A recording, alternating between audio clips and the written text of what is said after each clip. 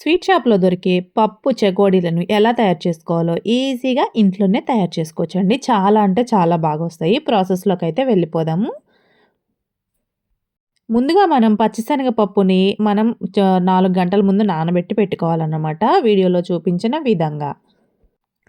నానబెట్టిన ఈ పచ్చిశనగ పప్పుని నీట్‌గా, శుభ్రంగా 2 సార్లు కడుక్కోవాలండి. కడిగి పక్కన పెట్టుకున్న తర్వాత, ఈ పచ్చిశనగ పప్పుని కాటన్ క్లాత్‌లో వేసి వాటర్ అనేది లేకుండా నీట్‌గా తుడుచుకోవాలి. వీడియోలో చూపించిన విధంగా చూసారు గదా!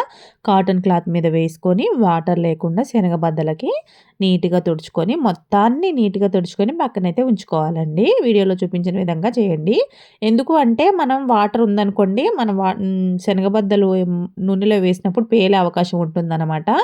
పచ్చిశనగపప్పు అలా కాకుండా ఇలా నీట్‌గా శుభ్రంగా వాటర్ లేకుండా తుడిచి పక్కకైతే పెట్టుకోండి. నెక్స్ట్ ప్రాసెస్ అయితే చూసేద్దాం మరి.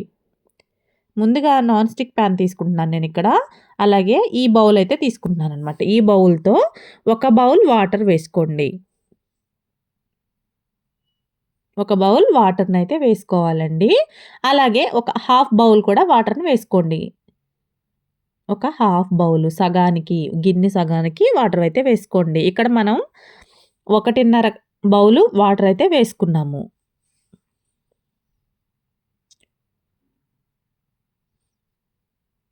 ఇలా వేసుకున్న తర్వాత ఫ్లేమ్‌ని హైలో పెట్టుకొని అందులో తగినంత ఉప్పుని వేసుకోవాలి. ఈ వాటర్‌లోనే మనం తున్నాను. తగినంత ఉప్పుని, ఇదిగోండి అలాగే ఈ ఫుడ్ కలర్ అయితే కలర్‌ని వేసుకోవాలి. తీసుకుంటున్నాను. మీకు చెకోడీల కలరు ఆరెంజ్ కావాలంటే ఆరెంజ్ ఆరెంజ్ కూడా గాని, రెడ్ గాని తీసుకోవచ్చు. ఉంటుంది కాబట్టి మీకు ఏ కలర్ అవైలబుల్‌గా ఇదిగోండి ఉంటే ఫుడ్ ఆ కలర్ అయితే కలర్‌నైతే తీసేసుకున్నాను. వేసుకోండి. ఇక్కడ నేను రెడ్ కలర్ వేసుకుంటున్నాను. ఇప్పుడు ఈ వాటర్ బాగా ఉప్పు, బాయిల్ అలాగే అవ్వాలి. ఫుడ్ కలర్‌ని వేసుకోండి. అలాగే ఈ కలర్ కొంచెం అంతా కారాన్ని కలిసే కూడా యాడ్ విధంగా చేసుకోండి మీకిష్టం ఉంటే. నెక్స్ట్ మనం ఈ బౌల్ తీసుకుంటున్నాం కదండీ! ఈ బౌలు మనం ఏ బౌల్ తీసుకున్నా పర్లేదండి. మెజర్‌మెంట్ అనేది కరెక్ట్‌గా ఉండాలి. అప్పుడే మనకి చెకోడీలు నూనె లాగకుండా కరకరలాడుతూ బాగా వస్తాయన్నమాట. ఇక్కడ ఒక బౌల్ నేను తీసుకున్న గిన్నెతోని నేను బియ్యం పిండిని తీసుకుంటున్నాను. ఒక గిన్నె బియ్యం పిండి, పావు గిన్నె, హాఫ్ కప్ ఏమో మనకి మైదా పిండి తీసుకోవాలి. అంటే మనం ఏ బౌల్ అయితే తీసుకుంటామో అదే బౌల్‌తో మెజర్‌మెంట్ కరెక్ట్‌గా ఉండాలండి. మనం ఫస్ట్ ఒక గిన్నె అయితే బియ్యం పిండిని తీసుకుంటున్నాం ఇక్కడ. అలాగే అరగిన్ని అంటే ఇప్పుడు మనం ఏ గిన్నె అయితే తీసుకుంటున్నామో అందులో సగానికి మైదా పిండిని తీసుకోవాలి. నీళ్లు ఇలా బాగా బాయిల్ అయిన తర్వాత మనం ముందుగా బియ్యం పిండిని వేసుకోవాలండి. ఒక కప్పు బియ్యం పిండి అనమాట. అందరిలోనే ఉంటుంది గదా! ఈజీగా మనం చెకోడీలను చేసేసుకోవచ్చు. అలాగే అరకప్పు మైదా పిండి. 1 కప్పు వరిపిండి, హాఫ్ కప్పు మైదా పిండండి. ఇక్కడే మనం కరెక్ట్‌గా చేసుకున్నట్లయితే చెకోడీలు చాలా బాగా వస్తాయన్నమాట. నీళ్ళు కరెక్ట్‌గా సరిపోతాయండి. మనం ఏ కప్‌తో అయితే తీసుకుంటున్నామో అదే కప్‌తో 1కి, 1:30కి 1:30 వాటర్ అన్నమాట. ఇది బాగా గుర్తుంచుకోవాలండి. ఎక్కువేసుకుంటేనేమో నూనె లాగేస్తాయి. తక్కువేసుకుంటే గట్టిగా వచ్చేస్తాయి. ఇది గమనించాలి మనం. కరెక్ట్‌గా మెజర్‌మెంట్ అనేది కరెక్ట్‌గా ఉండాలి. మొత్తం వాటర్‌లో పిండి కలిసే విధంగా బాగా కలుపుకోవాలండి. లేదంటే మనకి పిండనేది అక్కడక్కడ ఉండిపోతుందనమాట. సాల్ట్ అనేది ఒక్కొక్క దగ్గర పట్టకుండా ఉంటుంది కాబట్టి స్టవ్‌ని లో ఫ్లేమ్‌లో పెట్టుకొని ఈ విధంగా కలుపుకొని మొత్తం అంతా కరిగిన తర్వాత కలిసిపోయిన తర్వాత మనం స్టవ్‌నైతే ఆఫ్ చేసేసుకోవాలి. ఈలోపు మనం స్టవ్‌ని సిమ్‌లో అయితే పెట్టుకొని ఈ పిండి మిశ్రమాన్ని బాగా కలుపుకోవాలి.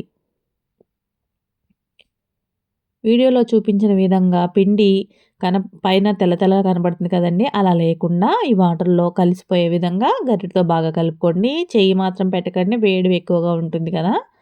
చెయ్యి కారే అవకాశం ఉంటుంది కాబట్టి మంచిగా గరిటె ఒకటి తీసుకొని ఈ విధంగా కలుపుకొని మూత పెట్టి ఒక 10 నిమిషాలు గోరువెచ్చగా వచ్చే వరకు పక్కనుంచండి.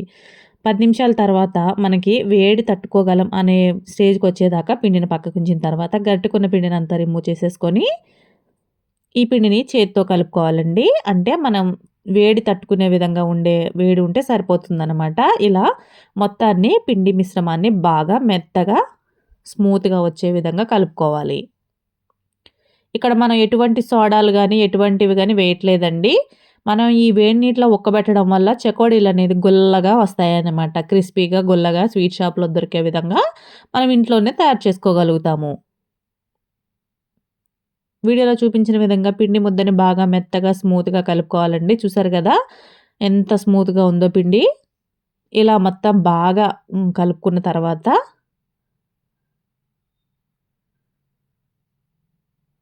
వీడియోలో చూపించిన విధంగా స్మూత్‌గా కలుపుకోవాలండి. ఎక్కడ గీతల్లాగా అలా లేకుండా నీట్‌గా ఉండే విధంగా ఇలా కలిపేసుకున్న తర్వాత మనకి ఎంత భాగం కావాలో అంత భాగాన్ని తీసుకొని మిగిలింది చూడండి పిండి వేడి వేడిగా పొగల్లా వస్తుంది కదా! గోరువెచ్చగా ఉన్నప్పుడు మనం ఈ పిండిని ఇలా కలుపుకొని దగ్గరగా పెట్టేసుకొని గాలి తగలకుండా ఏదైనా ప్లేట్ మూత వేసుకొని పక్కకైతే ఉంచుకోవాలి. లేదంటే పిండి ఆరిపోయినట్లయితే చెకోడీలు గట్టిగా వచ్చే అవకాశాలున్నాయి గాబట్టి ఈ విధంగా చేయాలి. ఇలా చేసిన తర్వాత మనం తీసుకున్న ముద్దని ఇలా మనం చెకోడీలు చేసే విధంగా సన్నగా మనం ఎంత చేయగలుగుతాం అనే దాన్ని బట్టి ఈ రకంగా రోల్ చేసుకోవాలి.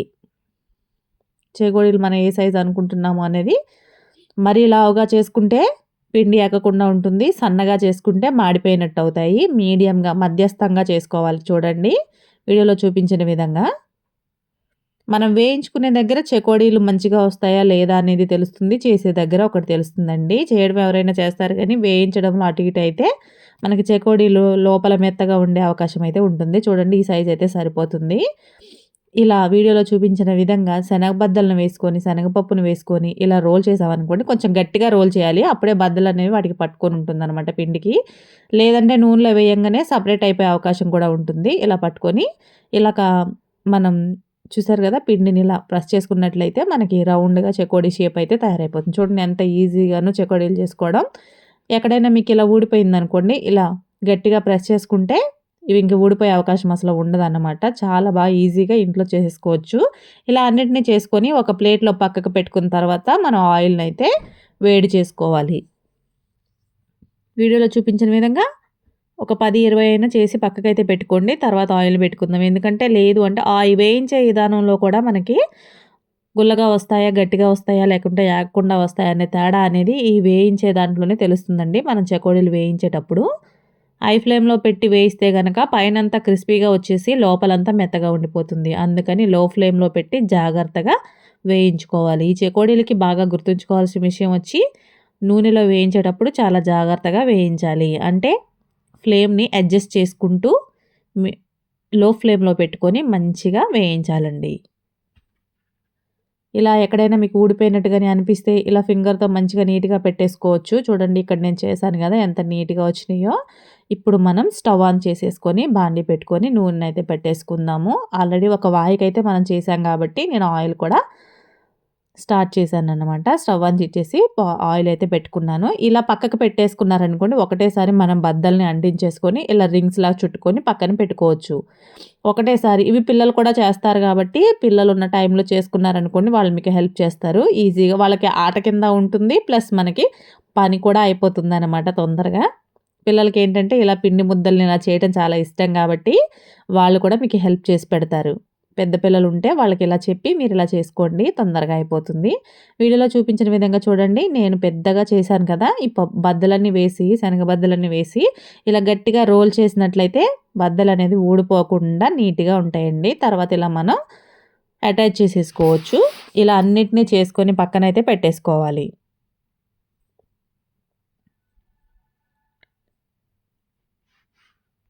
మొత్తాన్ని ఇలా చేసి పక్కకు పెట్టుకున్న తర్వాత నూనె ముందుగా హైలో పెట్టుకోవాలండి. నూనె బాగా వేడైన తర్వాత మాత్రమే మనం సిమ్‌లోకైతే పెట్టుకోవాల్సి ఉంటుంది. తర్వాత ఎట్టి పరిస్థితుల్లో మనం గ్యాస్‌ని హైలో పెట్టుకోకూడదు. చూడండి వీడియోలో చూపించిన విధంగా మెల్లగా ఒకటి ఒకటిని వదులుతూ జాగ్రత్త అండి. నూనె చేతి మీద పడుతుంది. వేసేటప్పుడు చాలా జాగ్రత్తగా వేయండి. ఇలా వేయాలి అన్నిటిని.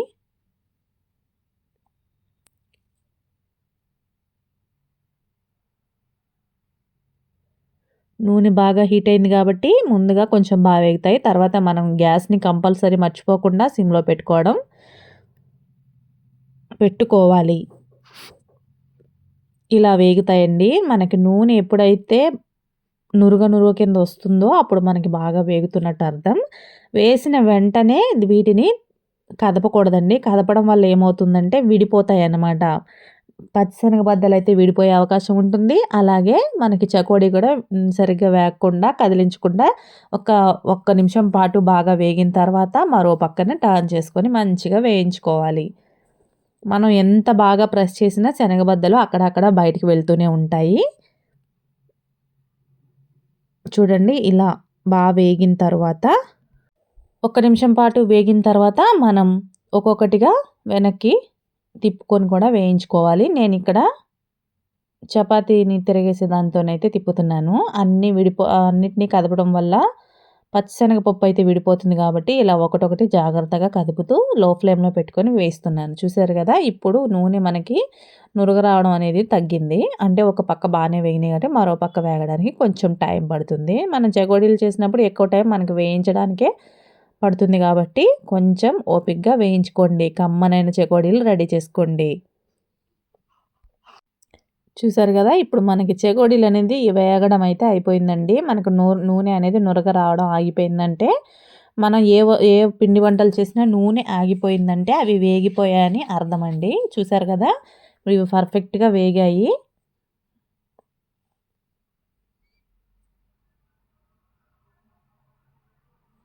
నూనె ఎప్పుడైతే ఆగిపోతుందో అప్పుడు వాటిని మనం తీసేసుకోవచ్చు చెకోడీలని. ఇవైతే వేగిపోయినాయి గాబట్టి, ఇప్పుడు మన స్ట్రెయినర్‌లోంచి తీసేసుకుందాం. చూసారు గదా! ఎంతో ఈజీగా ఇంట్లోనే చెకోడీలని అన్నిటిని ఇదే విధంగా వేయించుకోవాలి. చూసారు గదా! చెకోడీలన్నీ రెడీ అయిపోయినియి. స్వీట్ షాప్‌లో దొరికే పప్పు చెకోడీలు ఈజీగా ఇంట్లో ఇలా ఈజీగా తయారు చేసుకోవచ్చండి. చూడండి ఎంత బాగా వచ్చినాయో నూనె కూడా పీల్చకుండా. ఈ వీడియో గనుక మీకు నచ్చితే లైక్, షేర్, సబ్స్క్రైబ్